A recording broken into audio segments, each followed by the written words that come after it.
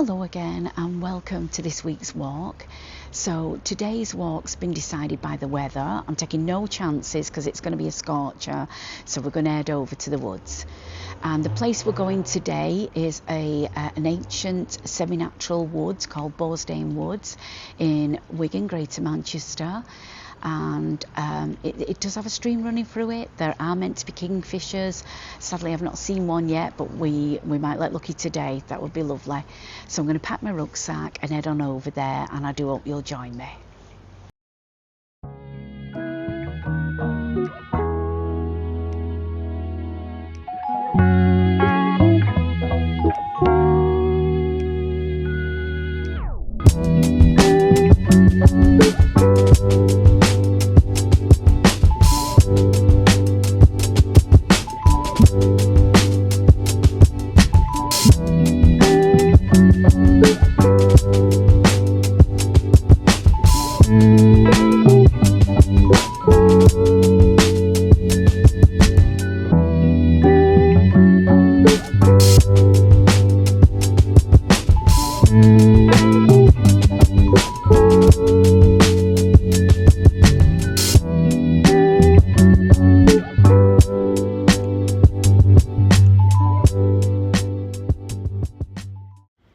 Well, here we are at Borsdane Wood.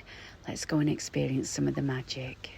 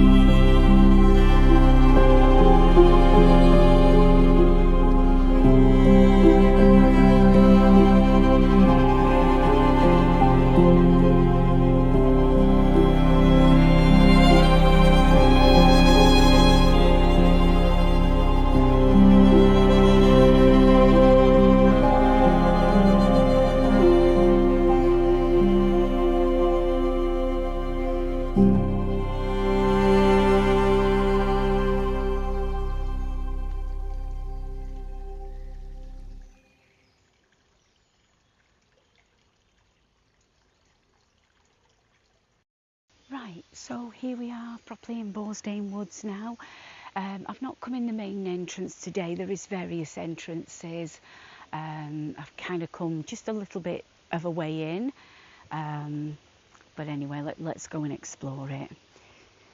I think there's a bigger clearing up here, where there's something really quite enchanted about it. I find all forests enchanting. I don't know what I'm a bit of a, what would you call me? Tree hugger, I suppose. Just a lover of trees. I just think they're just beautiful. I just cannot imagine a world without them. Yeah, and recently I downloaded a book. I started reading it and I got sidetracked, and I think it's called The Secret Life of Trees, or The Hidden Life of Trees. I can't pronounce the authors, sadly. I think they're either Dutch or German, so I won't be able to pronounce the name. I'm rubbish at that kind of thing. But it's fascinating, and this guy did a study into them, and I don't know if you've read this yourselves or you're aware of it. The trees of the roots of each tree connect with each other, and when one's not doing well or has been cut down, the other trees will help it to survive and send it water and sugar, I think it is. I hope I've got my facts right with that, because I haven't read this book fully, but they are interconnected. And there's like this guy found it. I think it might be the same book. It used to be a woods, what do you call it? What are they called when you chop down trees?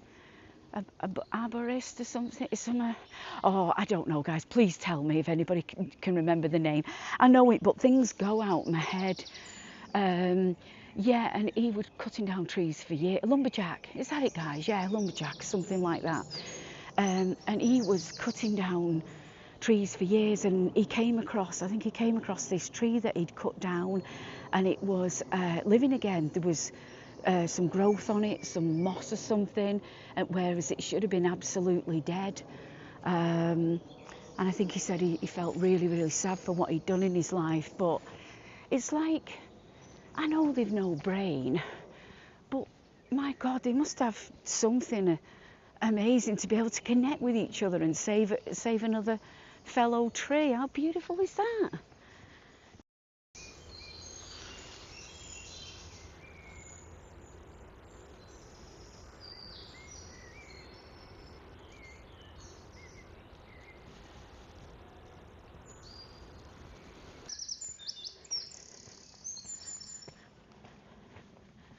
Me and my husband have been getting used to this, like trying to recognise birds. We're not too bad. We can recognise the blackbird. Oh, I love the blackbird, but he's a little pain in the backside. Yeah, because basically he's got the most beautiful songs, and he hops around. You see him, he doesn't kind of fly away from you. He is a lovely bird. But he goes around, doesn't he, like pecking up your lawn, and got all these like nice back edges that I've got, and I come down in the morning and he's thrown them everywhere. But oh, you know what? So what? He's living his life, isn't he? He's trying to find some food. So bless him. Oh God, talking of blackbirds, he's been a firm favourite of ours for a long time.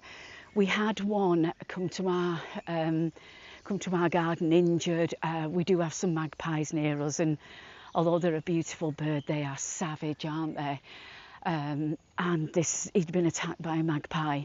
It kept trying to come back for him, so we kept trying to ward the magpie off. But he looked just like a tennis ball. He had no tail. He had one wing. I couldn't see any other wing on the other side. He was a mess. And we didn't know whether to take him into, some sanctuary. We did some reading up. It said leave them. You're just doing it worse if you take him in.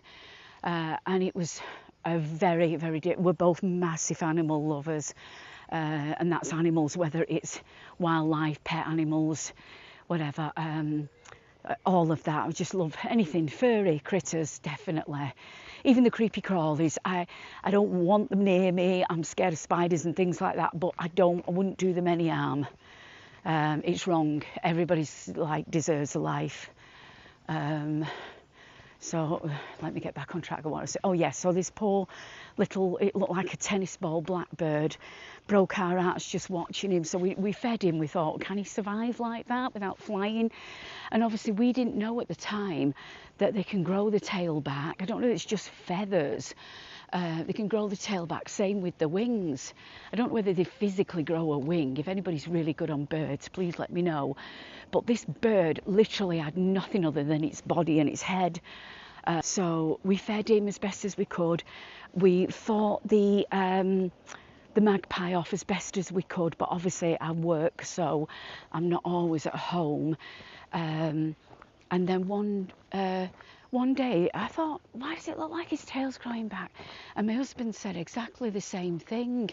And then lo and behold, in the next few weeks, his tail had grown back and his wings, and it was like, oh my God. And the little chap lived. He lived. We watched him fly away. He came back to the same spots for months and months afterwards where we'd fed him. It was lovely because I felt like we kind of made a connection when we've got like large patio doors. It's lovely. It's like a picture window straight out into the garden, so you feel like you're in the garden and the garden's inside. And he'd come to the wood store where we have the logs, and we fed him there, and he'd just come sometimes and just stare in at us, and you often wonder, did he know, and did we make that connection? I mean, at the end of the day, all that matters is that he survived, and what was like a really awful few weeks for us, so depressing to have to leave him in that state, but he did find good hiding places.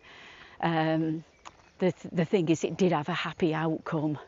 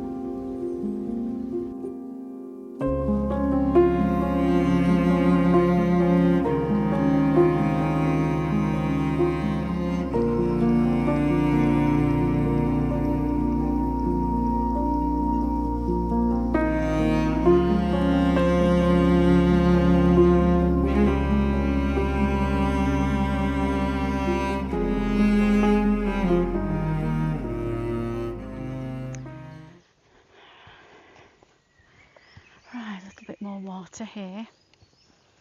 I think we'll just take a minute, which I don't know which side to look on. They're both that nice. Well, I hope about halfway in the journey, I'm going to turn back in a minute. I'm not going to go right to the end today. I hope you've enjoyed listening to the birds with me. And I've joined in, haven't I, wittering on. Yeah, I hope you've found some of this spiritual as well. I mean, it doesn't matter if you've not. It doesn't matter either way, so long as you enjoy it. But yeah, going back to the trees, I just think it's the most incredible thing that they can connect with each other with the roots and get each other to survive and live. I think that's just the most beautiful thing. You just have to wonder, there's so much more to life in the universe that we just can't understand. But I thought, like, how do they know to do that? It's just incredible. I really need to read the rest of that book. It's just finding time for everything, isn't it, in between work and different things. I'd give anything if we could have seen a kingfisher, but maybe that's for another day. I think I've only ever seen one in my life when I was little. I went to Wales. God, that was a beautiful school holiday. That I think it was called Cledder Hall. Yeah, I'm sure it was called Cledder Hall. I'll just show you a little bit up here, and then I'm going to turn back at this bridge now. Yeah, beautiful school trip it was, and actually that was a learning holiday, and the entire thing was just walking in nature. It was wonderful. The tutor was meant to teach us about trees and things, and he didn't in the end. I think he just loved the walking himself. He just got so carried away, and like we'd sort of march after him. We could never kind of keep up with him. He was so fast. He was something like a scoutmaster or like a nature tutor, and yeah, basically he was meant to teach. He said, you're going to be in this classroom, you're going to be taught all these things, but he never did teach us anything like that. We just went for walks. But I tell you what, although we didn't get to learn about trees and leaves and things like that, the one thing he did teach, he taught me a really, really valuable lesson. And it might be a bit harsh as a child. It felt harsh at the time, and I felt so bad. Basically what it was, me and my friend, we kind of wandered off from the group. Probably me, that I see something I like and I just get sidetracked. And we're looking at these beautiful flowers. I don't remember what they were. I think they were purple little delicate things. And we picked them, as you do as children. And he came over. He wasn't too strict, but he got his point across, and he said, now that you've picked that, he said, it's going to die and nobody else can enjoy it. Oh my God, my heart hit the floor. And I don't mind. It was harsh to a kid, but the way they explained it, but I mean, we're talking, late 70s here. That's the way it was. But he was right. He was absolutely right. And it's something I'm so conscious of not to do. I think I made the mistake one time in my life, only because there were rows and rows and rows of them, and it was and I got taught a lesson on that as well. What they call now, I think it's foxgloves, the ones with the big tubular things that look like a big what they call, is it a trombone? No, is it a trombone? God, why will my brain not connect with these things? Anyway, these they're really, really famous. We see them everywhere, big purple things, and they look a bit like lupins, but they've got like these, it's not a trumpet, is it? What's that bigger thing? It's a trombone, isn't it? Anyway, I picked one of these because they were like thousands and thousands. I thought, I'll take one of them home and put it in a vase. And it was on my mind what he said, and I thought, I justified it because I thought, well, it's okay, there's like thousands here. Anyway, got in the car with it. Next minute, I heard this bzzz. No, and yeah, lo and behold, this massive, and I mean, this massive bumblebee came out, and he was in the car, and I had to stop and let him out, and bless. So I was ruining his meal of getting nectar and things, and it was a lesson again. The bumblebee went on his little merry way, so it was okay. And I don't think I've ever picked a wildflower again since. Let people enjoy them. Let us all enjoy them.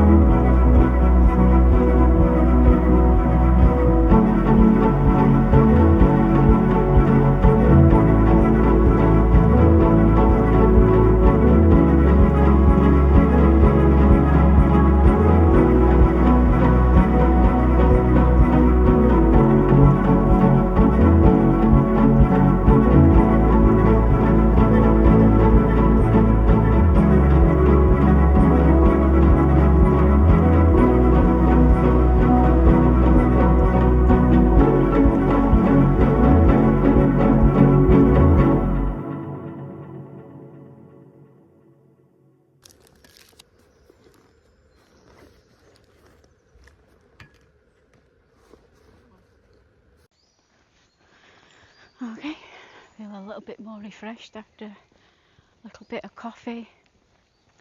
I think it really is a good idea to take something with you, on these treks, especially a snack as well, because what I like about walking is you get so into it, you don't realise sometimes how far you've walked. There's many walks I've had where I thought, oh my God, I've gone like miles further than I thought. And then you get tired and you're hungry. So if you've always got, I just carry a little flask, it's probably about 2 cups worth of something, and just a couple of, energy snacks, just something. Well, it's nice to have a treat too, isn't it? But yeah, just be well prepared like that, really.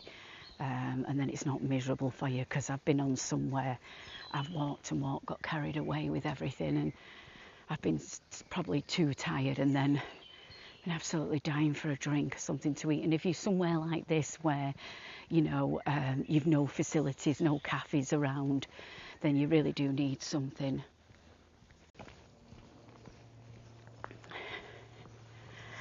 Well, I hope you've enjoyed it. Maybe you found it therapeutic, or just enjoyed listening to the birds, perhaps.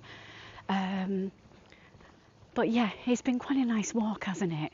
We've not been as lucky with the wildlife. There are deer in here as well, apparently. But the thing with wildlife is you've got to be patient. Maybe on the next trip into the woods, I'll take a little bit more time to find a really comfy spot, because it's only then, if you sit and wait in quiet and silence, do you really begin to see the wildlife. Obviously, as we're walking through, we're kind of disturbing it. You can see us moving, so we're not going to be as lucky. It's just patience.